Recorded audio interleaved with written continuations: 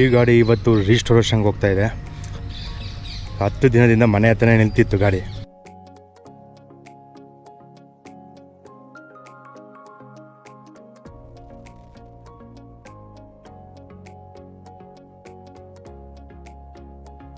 ಅದು ತುಂಬ ಹಳೆಯ ಗಾಡಿ ಇದ್ದಂಗಿದೆಯಲ್ಲ ಅಂತ ಕೇಳಿದೆ.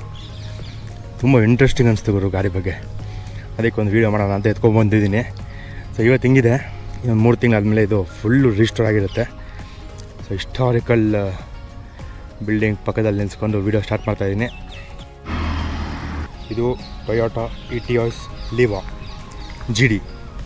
ಸೊ ಇಲ್ಲಿ ನೋಡ್ಬೋದು ನೀವು, ಬ್ರ್ಯಾಂಡಿಂಗ್ ಇದೆ ಟೊಯೋಟಾ ಇಟಿಯೋಸ್ GD.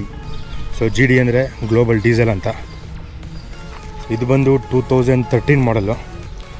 ಒಳ್ಳೆ ಪರ್ಫಾರ್ಮೆನ್ಸ್ ಹ್ಯಾಚ್ ಬ್ಯಾಕ್ ಅಂತ ಹೇಳ್ಬೋದು.